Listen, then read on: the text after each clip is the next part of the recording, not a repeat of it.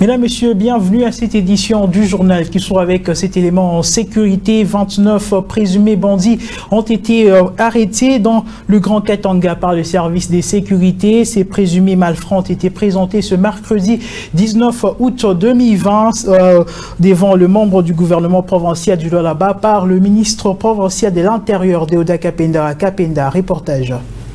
Depuis plusieurs mois, les banditismes à la côte dans les Grands Katanga. Du coup, les policiers peaufinés des stratégies ont réussi à mettre la main sur ces 29 présumés bandits, dont 5 femmes entre eux, munis des 12 armes de guerre, des 127 munitions, des armes blanches et autres. Ils sont accusés d'avoir tué, cambriolé des maisons dans plusieurs villes du Grand Katanga, violé des femmes et collaboré avec les malfrats. Ils ont été présentés devant les membres du gouvernement du Lualaba, classés en 7 groupes selon leur forfait et lieu des crimes. Le gouverneur de la province du Lualaba, Richard Mouyej Monguez-Mons, a salué la bravoure des éléments de l'ordre. Je tiens à remercier sincèrement les responsables de nos services, les commandements FARDC, PNC et nos troupes.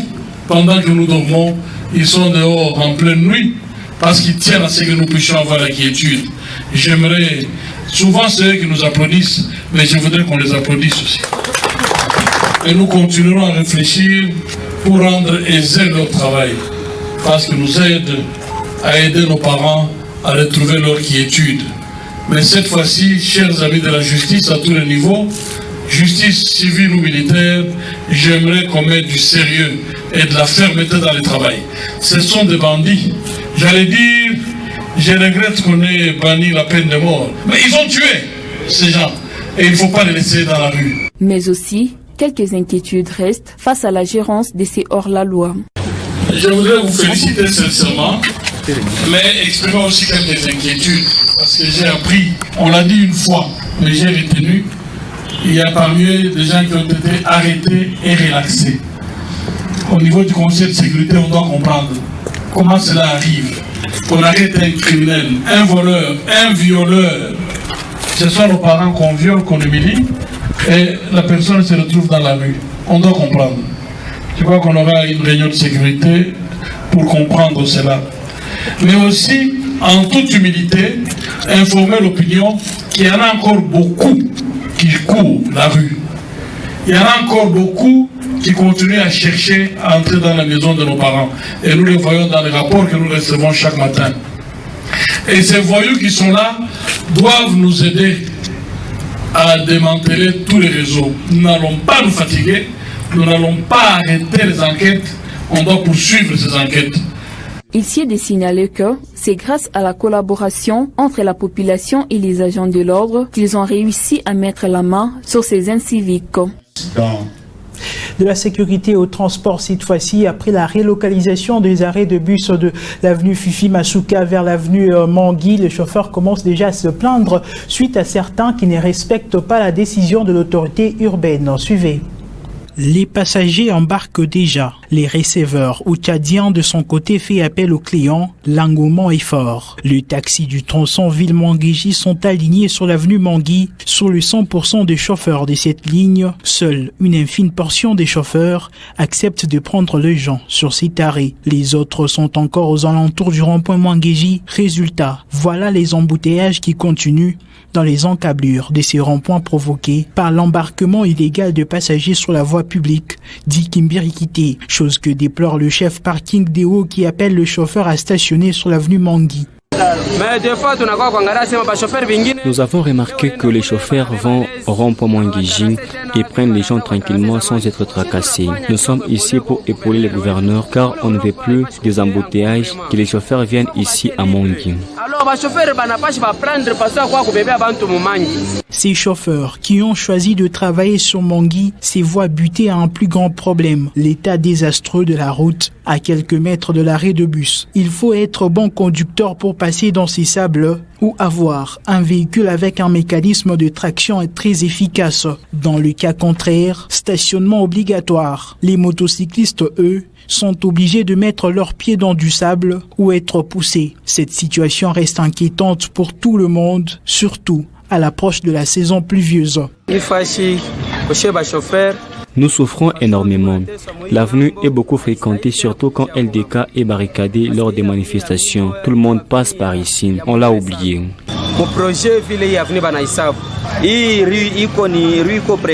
C'est une route principale. Elle sert à beaucoup de déviations et elle permet d'arriver rapidement à la cité. Nous demandons qu'on asphalte l'avenue Mongui. On nous a demandé de libérer de l'autre côté pour éviter les embouteillages. Nous avons obéi, mais nous sommes face au mauvais état de la route. Qu'ils aient pitié de nous, car la pluie approche. Comment feront les enfants? Les chauffeurs œuvrant désormais sur l'avenue Mongui appellent le service des régulations routières à plus de rigueur pour ceux qui continuent à embarquer les gens tout autour du rond-point Mwangeji. La balle est donc jetée dans le camp de la PCR pour décongestionner complètement ce rond-point. Et en santé, cette fois-ci, le ministre provincial de la Santé, Jules Kabwitz, a effectué une visite dans différentes structures sanitaires de la commune de Dilala ce mercredi 19 août 2020. Il était au centre de santé Kanina et Ewabora, construit sur fond de la redevance minière. Suivez. C'est une visite éclair effectuée par le ministre provincial en charge de la santé. L'objectif est d'inspecter d'un œil regardant les réalisations du secteur de la santé dans la commune de Dilala. Jules Kabwitz a été conduit au centre de santé du quartier Kanina par l'autorité communale Deogracias Kalubunda. Le ministre provincial de la Santé et sa suite ont palpé du doigt l'actuelle robe qui rêvait cette structure sanitaire. Des lits et matelas modernes, des salles construites au standard requis, équipées en matériel médicaux. Bref, une structure qui répond aux normes. Ensuite, direction les quartiers Ewabora, où une structure sanitaire moderne est en pleine érection. Jules Kabwitz a visité ces chantiers du dispensaire confié à un entrepreneur indien. Sur place, certains aspects techniques seront discutés avant de laisser entendre sa satisfaction. Nous tenons à féliciter encore une fois le bourgmestre de la commune de Dilala pour les différentes actions constatées tout à l'heure lors de notre visite et nous l'encourageons à faire mieux pour l'intérêt de nos populations.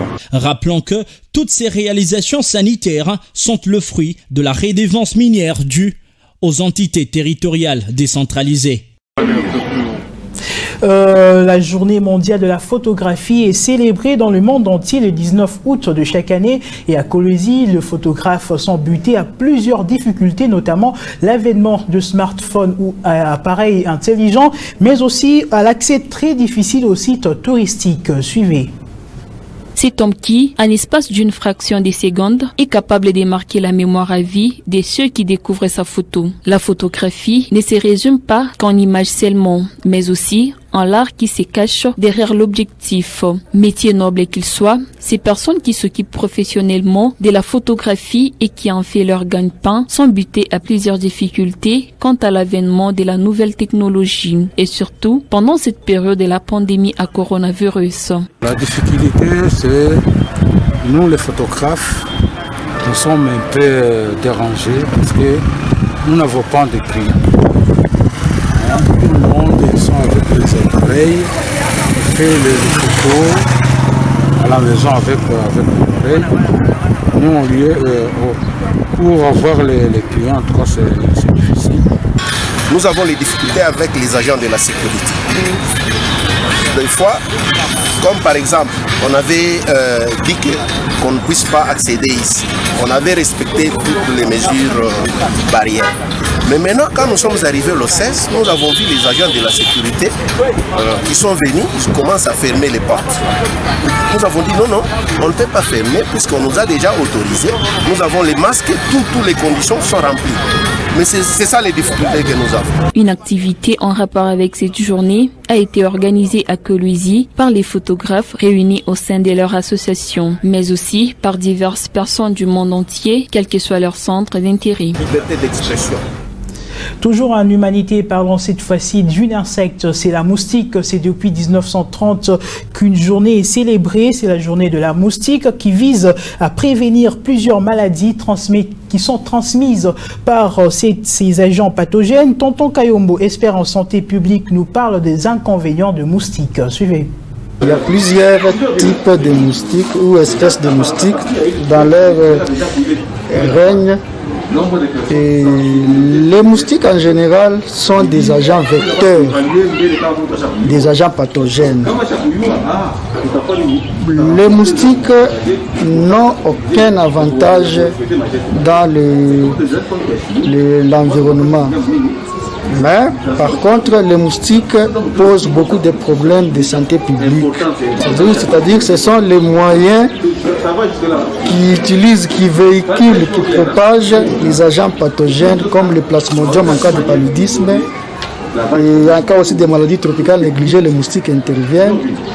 En cas de plusieurs maladies, pour lutter contre ces maladies véhiculées par les moustiques, nous devons prendre les mesures d'assainissement du milieu. Éviter de l'eau stagnante, parce que c'est de là où les moustiques élisent leur domicile, c'est là où ils font des pontes de leurs œufs pour se multiplier. Notre pays, fait partie des pays de la zone tropicale. Quand on parle des zones tropicales, nous voyons les climats chauds. Et ce sont les conditions physiques favorables au développement ou à la multiplication des moustiques. Les meilleurs traitements, c'est la prévention. Ce sont les mesures préventives telles que je venais de les citer. Dormir sous moustiquaire et assainir les milieux. Et vous voyez même dans d'autres pays, là, bien que tropical, l'incidence des maladies véhiculées par les moustiques n'est pas la même que par rapport à d'autres. Et dans la capitale congolaise, le ministre national de l'Agriculture a reçu à son cabinet de travail de la Gombe Jean-Théo Ngouabidje-Kassi, gouverneur du Sud Kivu, et son collègue Jean Bamissa de l'Ituri au centre des échanges d'évaluation du projet intégré de la croissance agricole dans le Grand Lac. Reportage. La République démocratique du Congo va adhérer à la communauté économique des États d'Afrique de l'Est.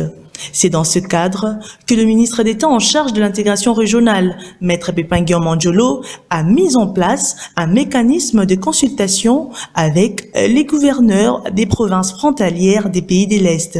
Le Sud Kivu, Nord Kivu, Ituri, Bazuele, Otuele, Tchopo, Tanganyika, ces provinces ayant des propositions à soumettre dans le cadre de l'organisation prochaine du Forum de Goma, dont l'atelier préparatoire se tiendra en septembre prochain à Kinshasa. Le gouverneur du Sud Kivu, Théo Ngouabidje, le gouverneur de la province de l'Ituri, Bamannissa Saïdi Jean, ont participé à cette première séance. Jean Bamannissa rapporte l'essentiel de cette rencontre avec le patron de l'intégration régionale. Nous nous sommes rencontrés lors de la commission bilatérale à Kampala au mois d'octobre dernier. Il avait été question donc d'organiser le forum de Goma qui doit revenir ensemble avec les provinces de l'Est sur certaines problématiques qui se posent aujourd'hui quant à l'économie, au principe même d'échange avec les pays voisins. Nous avons été satisfaits d'avoir les termes de référence que le ministre d'État a déjà préparés et nos équipes vont se mettre ensemble pour pouvoir... Page noire dans ce journal, le corps de Carlo Ngombe, dit le Mutakatifu, a été inhumé ce mercredi 19 août 2020 au cimetière Cité des Anges en présence de plusieurs autorités de la province ainsi que confrères de la province du Lualaba ainsi que ceux de la province du Katanga. Reportage de Patient Kabamba.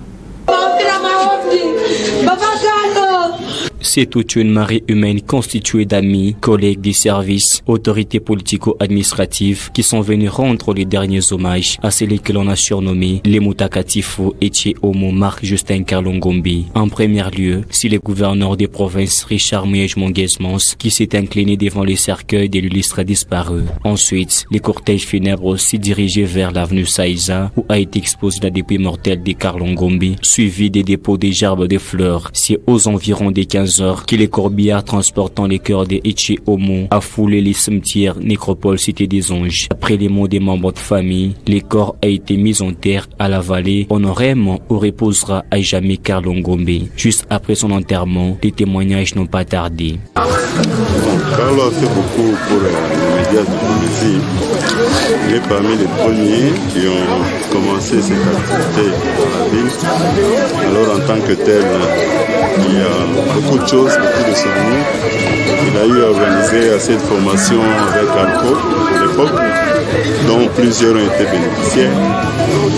Au-delà de tout ça, il y a eu aussi cette activité théâtrale parce que Carlo, personnellement, j'ai joué avec lui dans la troupe Éclatant Théâtre et où on a vu son talent. Il a réalisé beaucoup de pièces qu'on a dû jouer, on a continué à jouer à la faculté de médecine et qu'on est arrivé à décrocher même le titre de meilleur champion. J'ai connu Carlo Ngombe à la radio-télévision Mangaza, parce que j'étais avec lui au marché. J'ai travaillé avec lui à la radio-télévision Manika comme directeur de programme ce jour. Je crois que c'était une très bonne personne pour moi. Je me rappelle toujours lorsqu'il me faisait une blague, il m'appelait à plusieurs noms et nous avions partagé avec lui plusieurs expériences et nous avions beaucoup aidé dans le programme et même pour recadrer les émissions qui nous avaient attribuées. On avait même donné une émission que j'animais à la radio-télévision Manika. C'est quelqu'un, je l'ai connu il y a longtemps à la RTMO. C'est quelqu'un qui faisait un bon travail et il était plutôt avec tout le monde. En fait, avec ce qui est arrivé, c'est tout à fait normal. Donc, nous tous, nous allons y passer. Nous ne sommes pas de ce monde. Et juste réconforter la famille, c'est arrivé, donc il n'y a rien à modifier. Pour rappel, Marc Justin Kalongombi, de son vivant, a œuvré dans les théâtres pendant plusieurs années. Ensuite, il a embrassé la carrière des journalistes jusqu'à son décès. Il a occupé les postes du directeur des programmes à la radio-télévision Manika. Que son âme repose en paix.